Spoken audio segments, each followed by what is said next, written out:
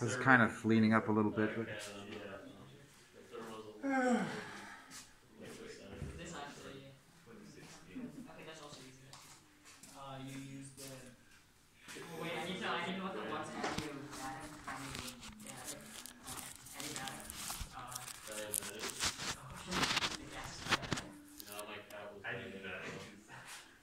really? That's so sad. Is she okay? No, she's dead. Aww. That's sad. Yeah. Jesus. This is so obscure. Like, My dog's also dead, but I like. didn't realize it would come to this point during physics. Wait, do you have the equation?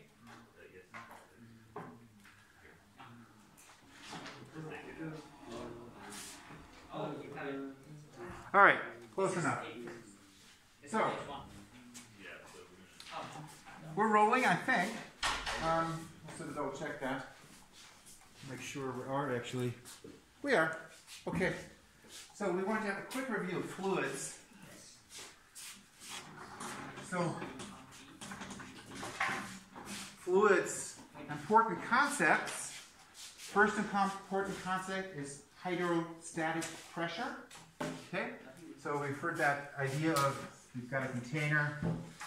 You've got a certain depth of material there, liquid, and you have a depth H, and you're interested in the pressure down here. The pressure, gauge pressure, is equal to rho GH. Okay? That introduces the second really important concept, of course, that this is how much the pressure is bigger down here compared to up here, because of course the air on top of it is pressing down on it. Okay? So the gauge pressure is equal to the normally absolute pressure plus the gauge pressure. That's the idea. So the absolute pressure in this case is bigger by a certain amount, and that's the gauge pressure. Okay? That's hydrostatic pressure. Pretty easy. Hydrostatic pressure. Okay. We've also defined pressure. Okay. Pressure, force per area concept in Pascal, which is of course a Newton per square meter because it's a force per area. Also important here, hydrostatic pressure. That means that moving liquids and fluids and gases, fluids or liquids and gases, are actually different in their pressure.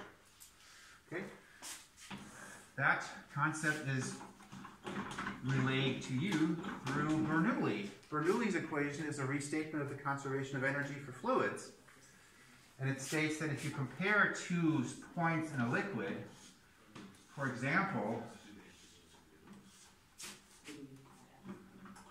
by making a fluid move down here to this point up here, here it moves at V2, here it moves at V1, here it has pressure P1, here it has pressure P2. You kind of see already it has to go faster up here. The reason it has to go faster is because it's moving through a smaller area. Here's area A1, over here is area A2, and because the conservation of Stoff law, which means whatever liquid's pushed into here needs to go out there. You've done this with the garden hose before, right? Goes faster up here. Yep. Is it possible that it also like slows down a little bit, not as much as it speeds up, because some of like the kinetic changes the potential up above because the height changes? That ends up going into the pressure. So it can't, assuming it fills this whole thing. So that doesn't change the speed? No, it can't change the speed because of the conservation of Stoff. Okay. Okay, so but there are three factors that are connected. So the one thing you weren't factoring in there was pressure. So the three things connected: pressure, right? And then you had, of course, kinetic energy, right? Yeah. And you had also mentioned potential energy, but this one you left out. So you were just thinking of the exchange between this, Okay, right? yeah. But you weren't thinking of this. Okay. So basically, in this case, because we're moving it up and speeding it up, that means the pressure has to drop a lot.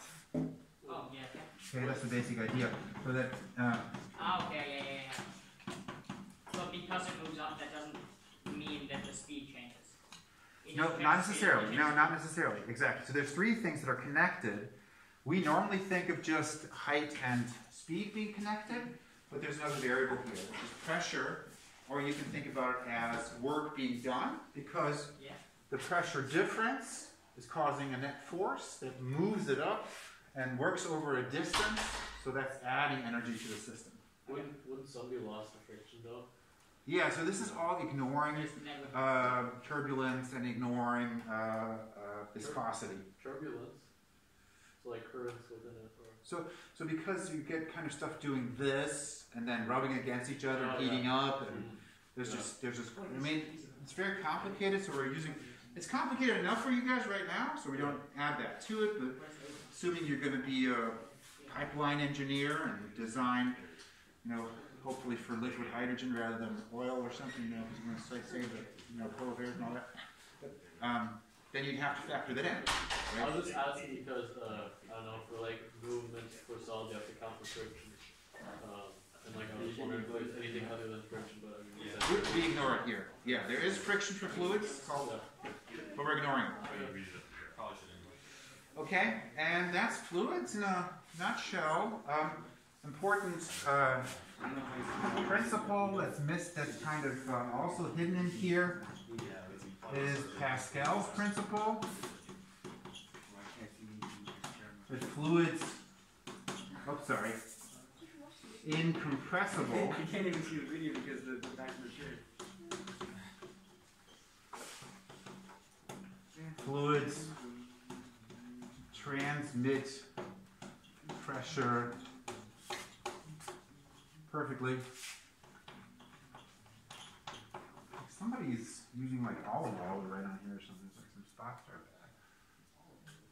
It's like Oceanuric. It's like, I feel like I can't right there. I think that's fluids in a nutshell. Yeah. Am I missing anything? You guys got the equation sheet? Yeah. I was looking at old questions as well, and I had one about a boat, and that's how much I had to add weight to it. And then it wasn't that bad. It was just buoyancy as well. Oh, yeah, okay. So buoyancy is related to this concept over here. Don't we also need hydraulics? Yeah, so this is kind of hydraulics here, but we can talk about it like more clearly. Okay, so buoyancy means that the buoyant force is equal to the density of the liquid or fluid displaced. This is important because you guys tend to screw this up. It's not the density of the boat or whatever it's floating, but it's the fluid that's displaced times G times the volume of the fluid displaced. And of course, in words, this means that the buoyant force is equal to the force of gravity acting on the displaced fluid, because rho times V is just the mass of the fluid that's displaced. Multiply that by G, that means that the buoyant force on anything is equal to the force of gravity that acts on the displaced fluid. Okay? So I displace air. The air has a certain force of gravity acting on it. The buoyant force of the air on me is equal to the force of gravity that the Earth exerts on that air that I displace. And you put me in water, of course water is denser, right, than air, so the buoyant force is larger, right? So actually there's quite a bit of buoyant force on me, that's why in water I'm actually kind of light. But I'm not lighter, obviously my mass is the same. Yeah. And so the something is positively buoyant if the buoyant force is greater than mg. So you can, so this buoyant force can be bigger than the force of gravity acting on me, right? So if I'm, for example, don't want to go in, what is it in English? Mercury? Mercury. If I was a mercury, that's not good. It's very poisonous. But mercury is very dense, so I would buy that right at the top. Because if I just displace a little bit of mercury, right, that's enough to balance my force of gravity acting on me. In air, not so much. In water, even, I'm actually a kind of dense guy. So I sink in water, so I'm denser than 1,000 kilograms per cubic meter. So that means that not positively buoyant. I'm not using that phrase, but you can say it floats, right? Yeah. If something has a density that's lower than the material that you're putting it in, then there would be a net upward force if the only two forces acting are the buoyant force and the force of gravity, right? Yeah. So that's like why raft made of wood floats, as long as you don't put too much stuff on it, then it sinks. Right? Makes sense. But once you if you sink below, then you no longer float, right? Say again. If you sink below the surface, then you don't. Well, actually, the pressure is greater on the bottom, so you could still float. The buoyant force is independent of depth. So Yeah, no, but I mean, the buoyant force doesn't only apply if the thing that's being submerged in the water doesn't actually fully submerge, but only the top of it no, it always applies. It always applies. So Okay. it's always equal. This Archimedes Principle is the name of this. The buoyant force is that, no matter what. So if you have a boat, for example, that's sitting in the water, right? Here's your boat, right? And here's your water. You're like, oh, okay. So this is the displaced Right. liquid. Oh, good. If you take the whole boat and you put it underneath the water, it still displaces a certain amount of water.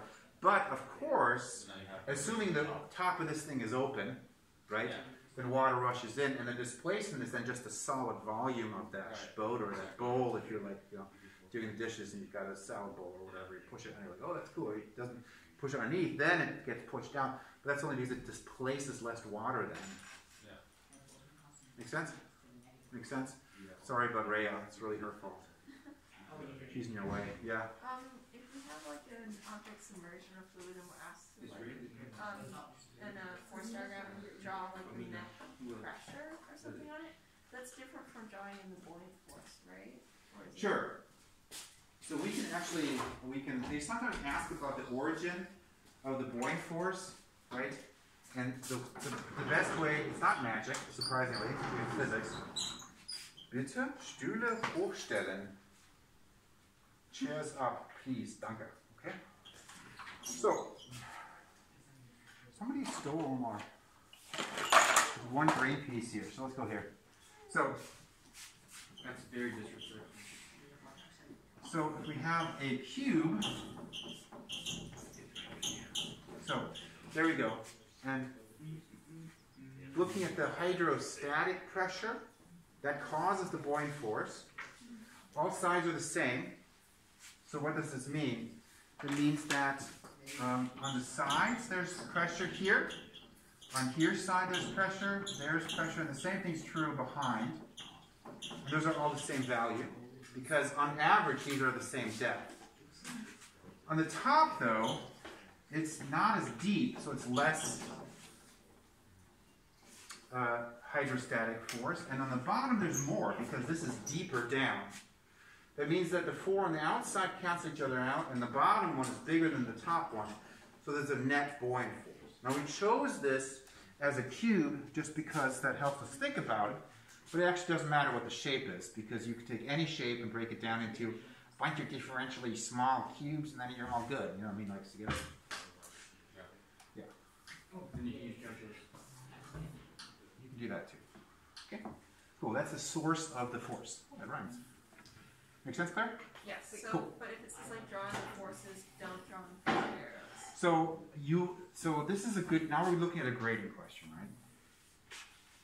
And we actually have one like that one. The problem is, if you do that, then they're going to ask you to show them all. They're like, fine, show me 6. Did you draw 6? You did. You're fine. Are the 4 outside actually the same length? Okay. You know what I mean? So you get the idea. So in general, if they're doing this, and for force diagrams, that's a good tip in general for the AP exam, they will always ask you to just draw it on a fat dot, right? So this situation was draw a free body diagram for the cube, and it's made of wood, let's say. So it's less dense than water. Then you should draw in just the buoyant force like this, and then FG like this, and we're happy. Yeah. Okay. If you do the other things, depending on the situation, they might be, call it the buoyant force. Don't call it the pressure force. Students sometimes do. And I think when I graded one of these, we took, I think, pressure force, but we were kind of grumbly about it. So we weren't happy about it, but I think we took it. Yeah. So the orange arrows we drew on are the hydrostatic pressure force? So those are hydrostatic pressure forces on the 6 surfaces. Okay. Exactly. Can we do thermo now? Yeah, sure. Like the Hold on, like hold on, the cycle things? One more thing. Release locking. So with y, is that just the height difference between the 2 points, or is it? It's the actual height. Okay. So what it means is, so you say, okay, this is my y-axis, and this would be y2, and this would be y1. And we choose our 0 here, and we can choose our 0 anywhere, just like for gravitational potential energy. And a lot of times what we'll do is we'll say, if there's just 2 comparisons, we'll just call y1 equal to 0, so it falls away. And then we'll say y2 is really extra y, or delta y. Okay, but isn't the pressure also like dependent on the height? Yes, it is, but it depends on both. So there's really these 3 things connected here. So Sam actually asked a good question, guys. He asked a similar question to Vinton's question. So again, conceptually, we feel very comfortable with the height and pressure being connected, right? Or we feel comfortable about, I think you had height and speed connected, but they're all 3 connected. And 3 concepts, it's like a lot of variables in our head, so it's hard to kind of combine them, but they're all together, not just one from the other. Hydrostatic, if you take V out, simply P and H, or P of delta Y, right? This is just a delta Y, right? This is a delta P. Oh, this is just kind of similar to Bernoulli, right? Because it's delta P, delta Y, difference between the pressures, difference between the Y's, these are 0, boom, you got it, right? But we need to really, if they're both changing, they're all 3 changing, Y, P, V, we need to consider them all at the same time. In that case, that happens. Most of the time, 2 of them are related. So, yeah, makes sense? Cool. Okay, that's fluids. Thermo, okay, they love PV diagrams, just so you know. They love PV diagrams. They're so big. Very, very, very big fans of PV diagrams. So you like asking about situations where they connect a P versus a V and have different motions. Cracking voice there, hilarious. Okay, so like this, like that, like this, all these kind of things. Okay, let's do an example on here. Yeah, let's do 2, 6. There we go, and 2, 6 here. That works. Starting to look like thermo. It is thermal. It is thermal. So for example, we can go process like this. There we go. Okay. So they like asking about these processes. We can go this direction. Oopsie. Come back. Cycle through this thing. Things we need to know about this. These processes have names. You have to know the names. Okay. So if the pressure is the same, that's isobaric. I have a question. Yep. For the because when we're talking about fluids that are moving, the PV graph is like a reverse square. Say it again. Isn't in fluids, if you do a PV graph, isn't it a reverse square? We're talking about. Oh, it's not an inverse square, it's the inverse, but this is an inverse relationship. Okay. So In this case. what So differentiates that from gases? this is a gas. This is a gas. So Because gases are also fluids, doesn't the PV graph also for certain gases Oh. do like this? because you guys aren't that smart yet, generally for fluids we're looking at incompressible fluids, and this is definitely compressible. Oh, okay. Yeah. So in this case, this is really a gas. So like a gas, like a real gas, not like. I introduced this, but really the way you study fluids, it really only applies to liquids, because we're really thinking about incompressible fluids. So, And gas is like really compressible. It's just stupid. I mean, so this applies to non-ideal fluids. correct. Yeah, these are gases. Okay. Yeah, gases are compressible. Yeah. I mean, we're having volume change, right? That's the whole point. Yeah. Okay, P constant 1 to 2. And then for 2 to 3, T is constant. And then we call it isothermic or isothermal. is, for example, 2 to 3, and then we have this one where V is constant, and we call that isochoric or isovolumetric.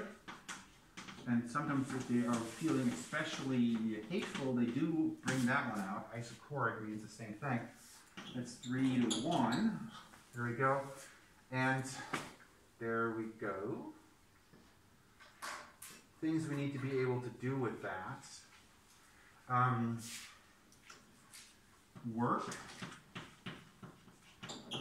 is area under, is minus the area under P versus V graph.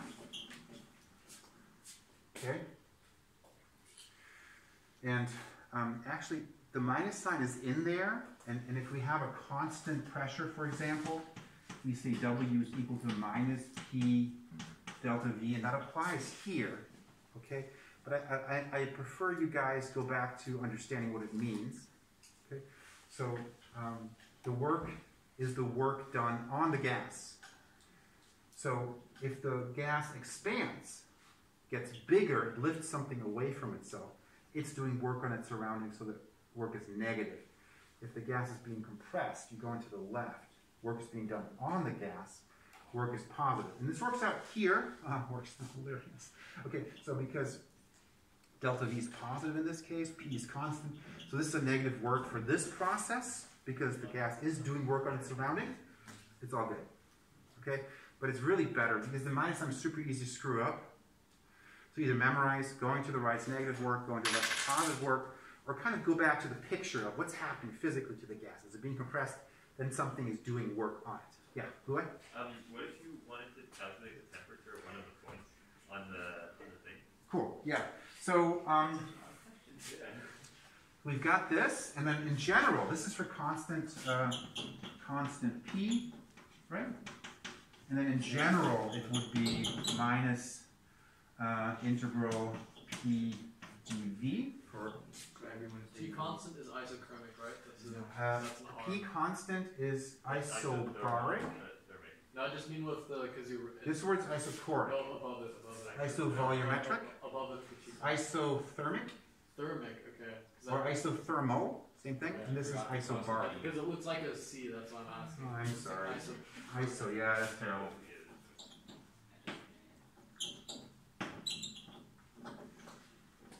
Okay. Yes, calculating. So the other thing is, this is this stuff right here, right? The other thing that you need to think about is PV equals Nrt. Okay. So assuming N is constant, which is implied in these, N is the amount of material, the number of moles you have. R is a constant. Then PV is proportional to temperature. Okay. So just qualitatively, if you change from one position to another and PV value increases by a certain value, the temperature increases by that value too. So let's say, for example, you knew it was 100 K here, then it would be 250 What K. if you didn't know? If you didn't know, then you need to know N. And if you know N, you're going to be okay. If you don't know N, you can't. There's no N. Was that? We have an old There's no question. N in They the don't give you question. N. It's then you're missing something else. Hang on, just ask me the question. Alright, it says 2 moles. Oh. Readers are indeed leaders. Okay. So N is 2, then you're good to go. Because if you know N, Do right? they provide R, or is that something? Ours yes, it's 8.1, 8.31. I think in chemistry, I don't think they provide R. I think you have to know. Yeah. But there are three types of R's. There's 3 of them. Two of them I showed them the other There's night. there's three. Interesting. I don't remember that. I don't remember. Okay, so here we have this stuff going on here. I just talked about work being done on the gas. There's a second cause of change of internal energy. Delta U can be done by work, or it can be done by heat flow. Heat flow being really microscopic work, that's the way I think about it. So collisions of atoms at the walls of a container, for example, can move heat in here. So obviously if we close all the windows, imagine the corona, and it's warm in here because it's winter, then heat would flow out of this gas through this window just through collisions of atoms and molecules with the glass, and then with the glass colliding with the outside. That's how heat would flow out. This is also known as the first law of thermodynamics, conservation of energy, restated. That's conservation of energy. That's also conservation of energy up there, right? Fluids, thermo. Okay, other stuff. How much entropy do we need to know? Only conceptually, meaning entropy increases as time moves forward, and entropy is a measure of the disorder or the number of states available. Yeah. The work in that the bottom equation is the work done on or by the gas. It is on the gas. So W is positive if it's acting on the gas, and it's negative if the gas is doing work on its surroundings. And the other stuff we still have is a so this is the internal energy right there. We have also the energy of a one molecule. K ab is equal to 3 halves K B T. And this is for a monatomic gas. So for a monatomic gas, which is unrealistic, again, you guys are starting out, very few gases are monatomic, most are diatomic or more. So helium, great example, right? Just one atom, doesn't bond. One helium atom has on average an energy that's 3 halves the Boltzmann constant Kb times the temperature in Kelvin. It's gotta be in Kelvin. That's really important. Common mistake for you guys to screw that one up. So we're going from 100 Celsius to 200 Celsius, for example. The average kinetic energy does not double, not remotely, because you only go from 373 to 473 K, so it's like only increasing by about a fourth. Okay, that's it for the average kinetic energy, and in general, it's the overall kinetic, overall energy is 3 halves nRT. So this is kind of for the whole gas. This is again monatomic. That works actually. And then of course equals to 3 halves PV. It's kind of a little bit of a shortcut, a little bit. This equation is not on the equation sheet. We don't give you this. But it's true. And again, both of these are only true for a monatomic ideal gas. The ideal means that the actual particles have no size, collisions are perfectly elastic, all that good stuff. What's Kb again? Kb is the Boltzmann constant, and it's like a one atom ideal gas constant. Thank you. And it's it is actually exactly that. So R is equal to Na times.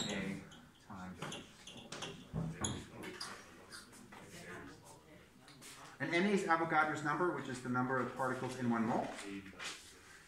Okay. Oh, and then we still have heat transfer, and then we're good with this whole unit.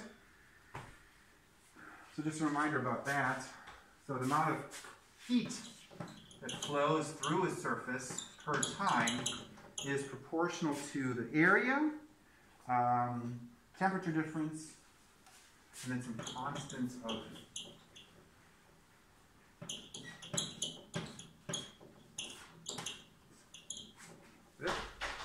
Is something? No, the area. Also, this is not the equation sheet. This is on the equation sheet. So what this is referring to basically, for example, if we think about a wall or a door, right? So you have a door in a wall, let's say.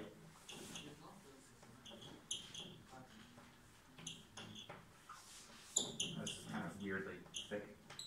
There we go. So, so area here, right? And then we have a thickness L for this whole thing. So, and then we have a temperature difference from one side to the other. So let's say it's big temperature over here, and then a small temperature over here. Temperature difference matters, how thick the wall is, or the door, and how big the area is of the door. And there's also a constant that has to do with the conductivity of that material. Certain things conduct heat really well, metals, for example. Other things don't conduct heat well, air, styrofoam, those kind of things. And I think that's it. Yep. We also need to know like the ways like heat can go one object to a second object. Can you just list them? Because like the locale I just don't know at the moment. There's Touch and then like oh, kind of close the to. three ways of heat transfer: Yeah. radiation, conduction, convection. Yes. Sure. Yeah. Yeah. No. I think there might be a question ever asked about it. It comes. I think I don't remember it being asked about it, but yeah. So convection,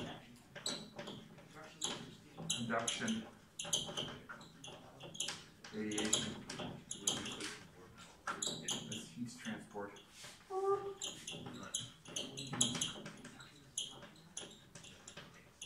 Transport. This is kind of redundant because heat is always transported because heat is the flow of energy from one thing to another. Yep.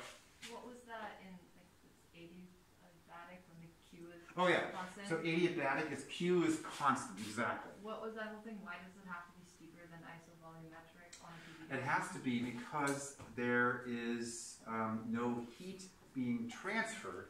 So because you're going to the left, for example, in this case, that means that there is work being done on the gas. If work is being done on the gas, but no heat flows in or out of the gas, its temperature must be increasing. That means it has to end up on above because its temperature continually increases as you are compressing. Okay? That's why it has to be steeper. So adiabatic processes are indeed steeper than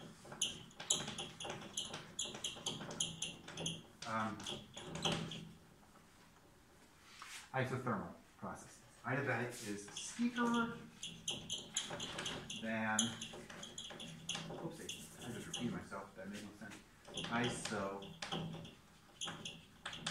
Isothermic, true. Okay. And what does adiabatic mean? Adiabatic is defined as no heat flow in or out of the gas. Okay. Q is 0, defined as. That's what the word means. Don't all these assume that there's no heat flow? Or? No. The only ones that are adiabatic is adiabatic. The other ones are all not adiabatic. Okay. Okay. But does that isn't anything technically not adiabatic? Because there's always Except the adiabatic processes. I don't get it. What do you mean? Well, the way you said it, wouldn't heat always come from the surroundings? Oh, are you saying it's in reality impossible to have an actually adiabatic process? Yeah. Adiabatic is kind of like no friction. Okay. So yeah, so there are processes that are very close to being adiabatic. So it's helpful to think about adiabatic processes. Yeah. What is convection again? Convection is the transport of heat through the motion of material. So for example, if you have a soup bubbling and the bottom of your pot is where the heat goes in and you get a nice chunk of soup, that sounds disgusting thinking about chunks of soup, but they expand a little bit because they get heated and then they flow to the top and drop their heat off at the surface and then go back down to the bottom. That's a convection cycle.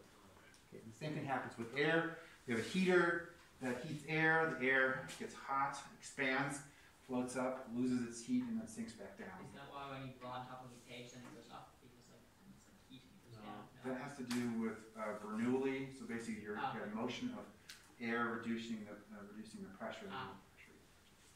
Yeah. Cool. Yay, that was fun. Physics is fun.